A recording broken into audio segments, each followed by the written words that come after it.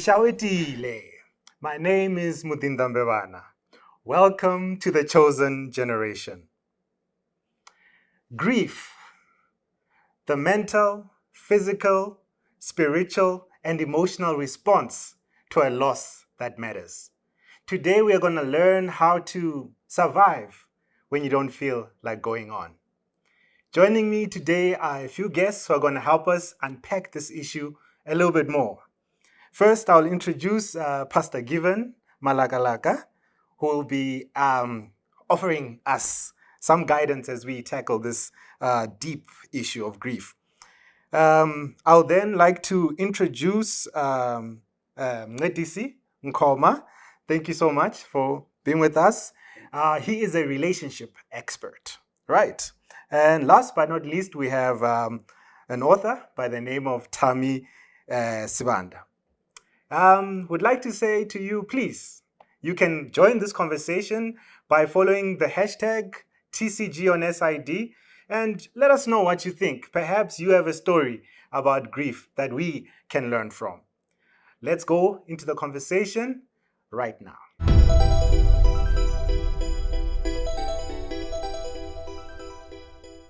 Okay, it depends. With me, I stress a lot, but I don't die in that stress. I take my time and think of the situation, of the ways of getting out of that situation, and find ways. If I don't find ways, then there's no use for me to stress about it. If I can't do anything about it, why would I stress about it? So I have to find ways to forget about it. Yeah. I think most of the time I'll spend time on reading the Bible. I think that helps me, that gives me comfort. Yeah, I think through reading the Bible, spending more time with God, that helps me.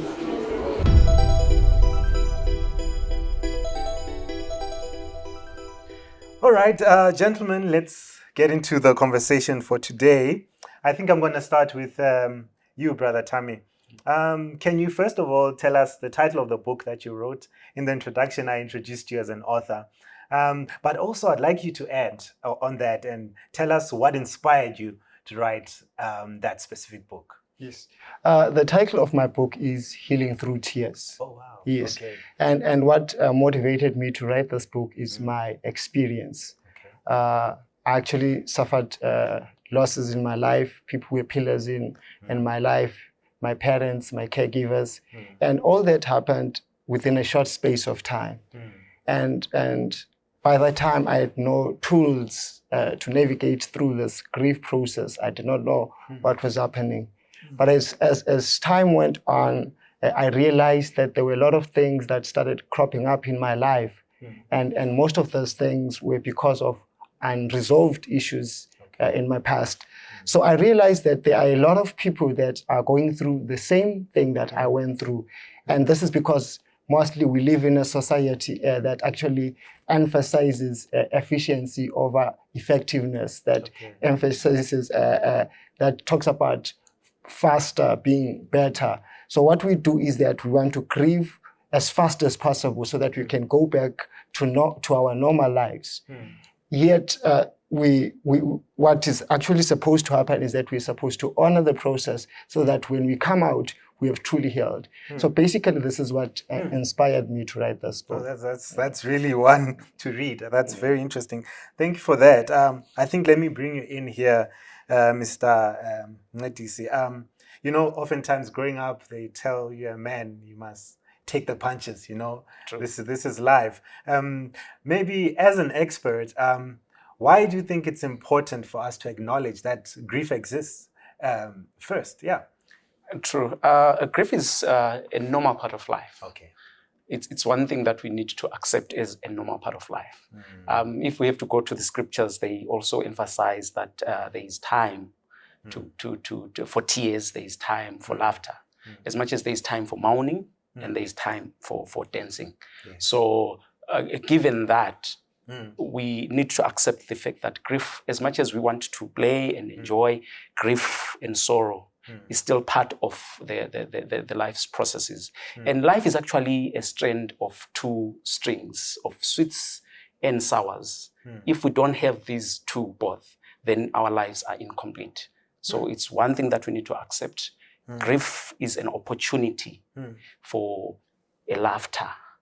That's what it does in our lives. Yeah. That's interesting, Pastor. Maybe this is he quoted a biblical scripture. Maybe you're the right person with authority to actually speak next. There's a time for pain. Why should we not be afraid of all those stages, such as pain and the things that we feel during the process of grief? The thing is, with everything, with every moment, you can't actually say, I've been happy without really being happy in the moment. Okay. You have to let go and experience the moment in its fullness. Okay. To look back and say, I was happy at that point. The same with grief. That is why Paul in 1 Thessalonians chapter 4:13 says, brothers and sisters, we do not want you to be sad or to cry like those who are uninformed. Okay. But we want you to weep and grieve, knowing that we have a Christ who died for us, who also, when he shall come, Christ or God shall bring with him those who have hope in him. So what is Paul saying? We must grieve. We must make time to grieve. We must engage in grief, feel it, so that once we have dealt with the pain, we can go over it. It's difficult to go over something that you don't focus your attention on, particularly grief. It will not go away. It will hang in there. There will be some residue of grief because you've not dealt with it, and it will overflow into other aspects of your life because you've not dealt with it. But once you make time for it and experience the pain, you are able to embrace a smile later on and laughter later on because you've been through the grieving stages. That's very interesting. I think on that note, let's go to a break. Viewers at home, please share your views with us. The hashtag is TCG on SID. Let us know what you think about this issue. We'll be right back.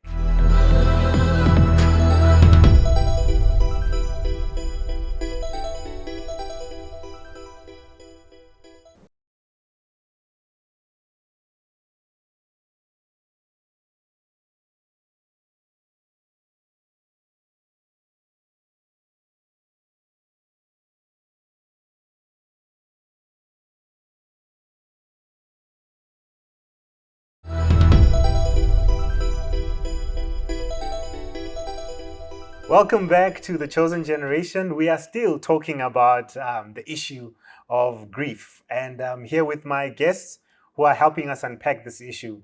Don't forget to also share your views with us.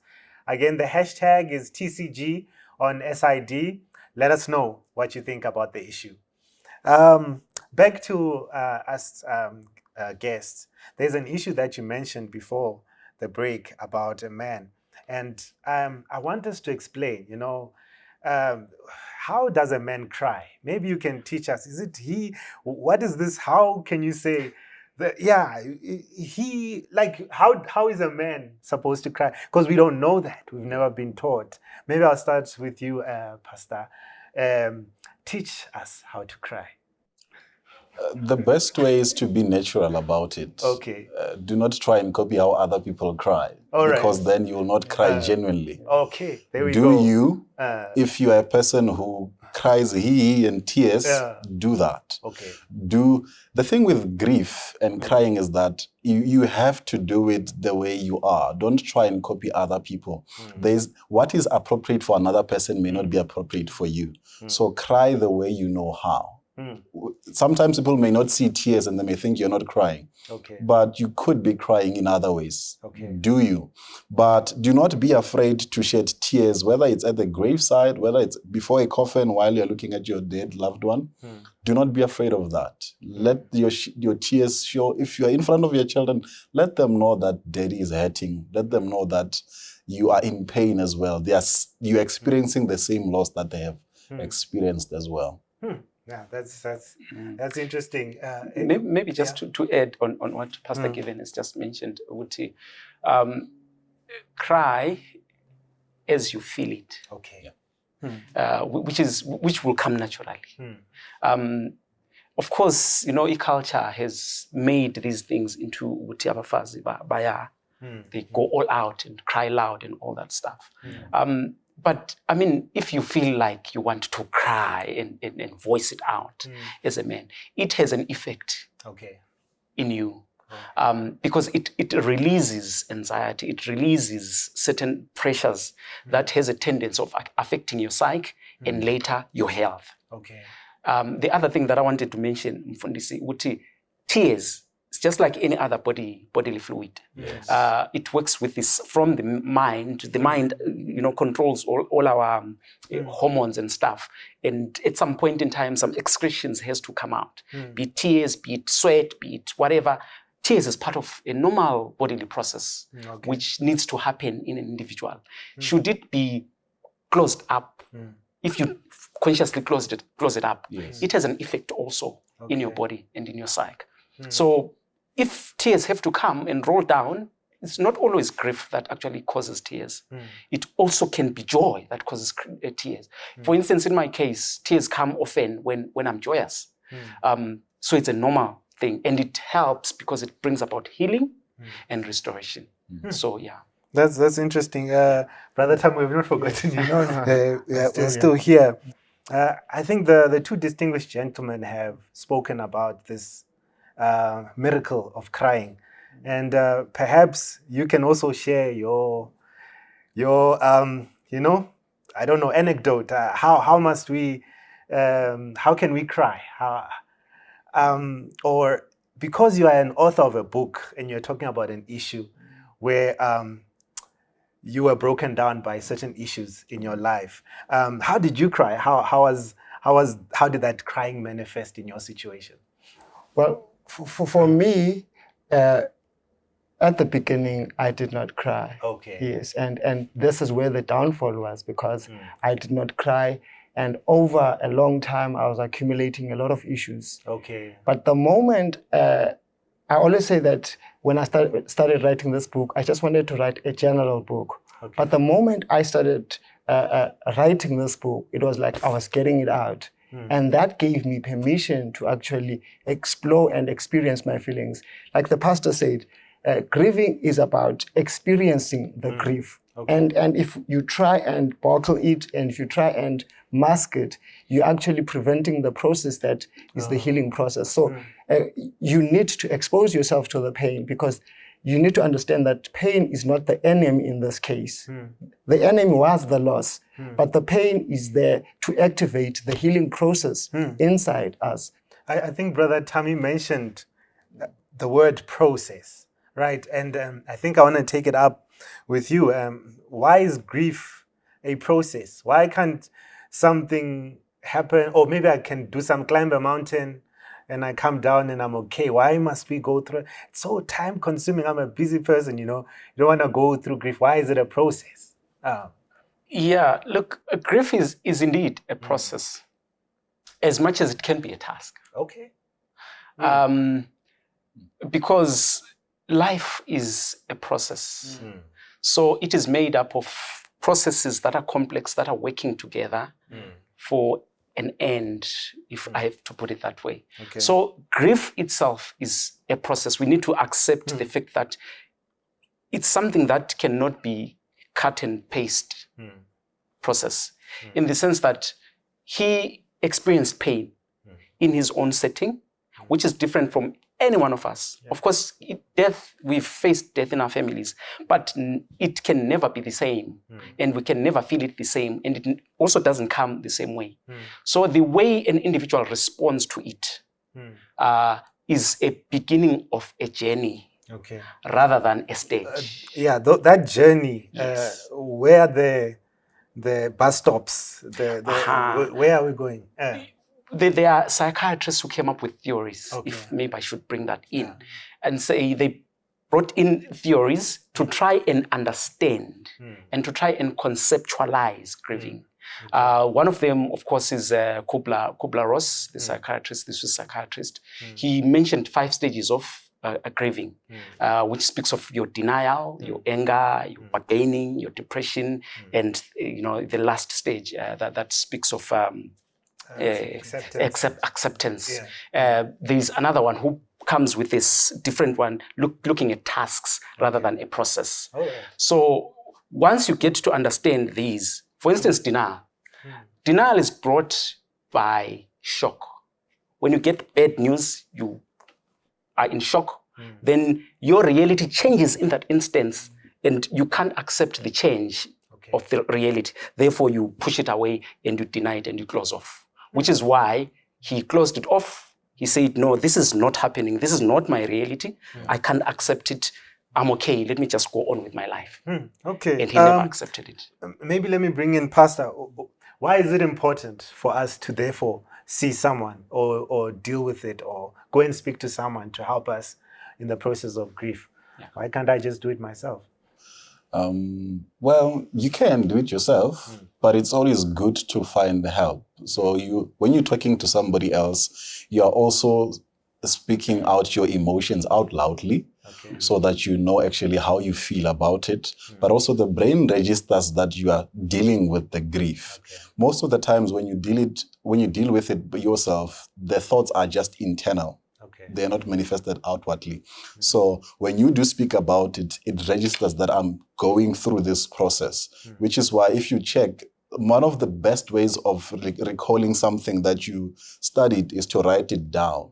So one of the ways that you can, they will give you if you are speaking to somebody, they might tell you to write some of your emotions down so that you register, I'm going through this, how I'm feeling today. And you will see as you go through it with this person, that you will notice that your emotions are no longer the same as from the beginning as time goes on. You'll find out they may be intense today, they get better as time goes on, but a year later they can be as worse as when it first started, because grief is a journey like that, and it's better to go through it with somebody else. Okay, wow. Thank you so much, Pastor. What is your view on what has just been said? You can share your comments on hashtag TCG on SID. Let us know what your views are. We'll be right back after the break. Stay tuned.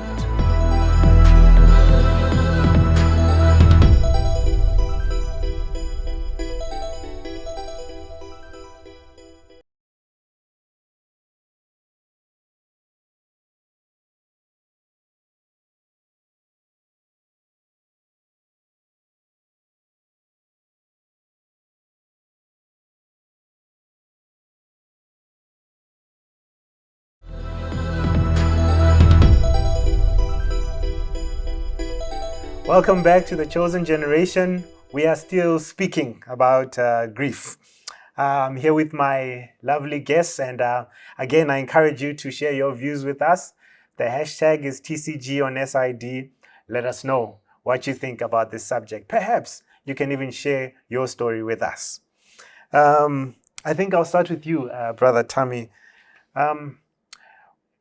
As part of the process of dealing with grief, why would you say it's important that someone should do things that make them happy? Yes, I wouldn't exactly put it that way. Okay. Yes, because the goal of grieving is to find happiness after a traumatic event, but it's not necessarily the means of grieving. You know, you don't have to grieve through to be okay, to be where you were before. Yes. Right. So it's the goal, but it's not the means of getting to the goal. What do I mean by that? I mean that sometimes you need to do uncomfortable things in grieving. One of those things is actually facing the pain head on. One of the things that I also speak about the book is that it could be necessary for you to step away from the comfortable support group of friends and receive a healthy dosage of depression. And this is what will help you to actually process the event from a sober point of view. Because, you know, in the company of friends, you can mask a lot of feelings. You don't go over everything. So it's not about looking for those happy things to do, but it's making happiness to be the final goal. But while you're doing that, again, you want to find balance between being happy today so that you're able to go on, because you don't want to end up being suicidal, and being happy tomorrow. So there has to be that balance. But what I will say is that you need to do things that definitely boost your self-esteem, because you don't want to be around people that lower your self-esteem. Because sometimes when we have support groups, which could be a nice thing, the problem is that we become dependent on them. And when They we become do our nice drug things, to yes, sort of escape. even nice things can become our escape, because now every time when those things come, I go to that place. It becomes like a drug. So I wouldn't say you need to do nice things. Yes, at times you need that so that it keeps you going, you know, but there must be a balance of doing the nice things and the things that are needed for you to be happy tomorrow. That's very interesting. I think what you're bringing up is what I actually want to ask you about, this relationship between the mind and body, and you know, yeah, if you like, physical health and mental health, that we always have to, there's some intricate relationship. Maybe if you can speak about that. How do we really work through those two issues? Look, let's look at South Africa. Yes. And look at what is happening in South Africa in general. And you will see the psyche, the mind, and you will see the body Yes. in the whole of the communities in South Africa.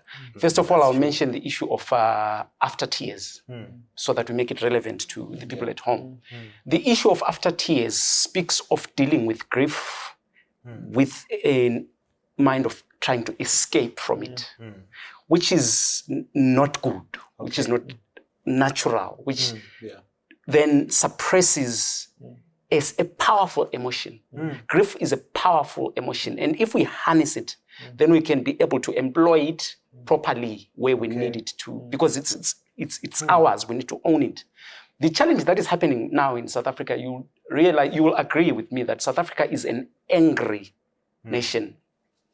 Angry in the sense that we are involved in all destructive, you know, the group psyche. You know what I'm talking about. I get you, yeah. Then you try and understand how the mind of the whole, you know, country works. Then you discover that because of this trend of posting things after, you know, after funeral the wake, speaks to a person or a community that is trying to deal with grief and shove it in a corner and say, that doesn't exist, here am I.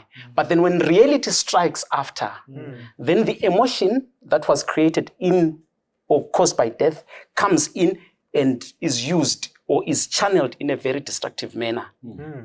Yet if we deal with it at the right space, we can then be able to deal with whatever challenges that we're facing in a different setting altogether and not play out the emotion in a negative way. So bringing it to the individual, the same thing actually happens to the individual. You don't deal with it, you don't accept it, you don't own it, you don't control that emotion, because it's an emotion that you need to control and work with it. Then you can be able to channel it the way you want it in your life. The moment you lose that control, then anything is bound to happen. Wow. Okay, that is a mouthful. Maybe I can bring you in here, Pastor. From your perspective, being in charge of numerous children of God, I'm sure you play the role of helping them in this through that situations of grief. Perhaps somebody is in that situation right now. What would you say? How should they deal with this life-changing event, such as loss, whatever it is, whether it's a job, whatever it is, even a loved one? What can they do? What can they do? I've observed in my own personal space where I lost my grandmother a while ago. But what kept me going was the memories of what we used to share together when she was still alive. that gave me strength to go on, to go to school, you know, to be able to have something to talk about. At first, I didn't want to say anything. I didn't want to speak about the loss. Okay. My teacher actually observed and said, "What's wrong? These days, I ask questions in class, you keep quiet, and you're usually the first to raise up your hand." And he spoke to me and said, "Hey, please take a few days off, 3 days at home, it's fine. You'll come back when you're okay."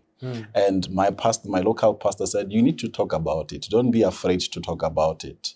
I know you might feel that it's awkward, but it's actually good if you talk about it. So you and your family members, your siblings, think about the things your grandmother used to say and laugh about them.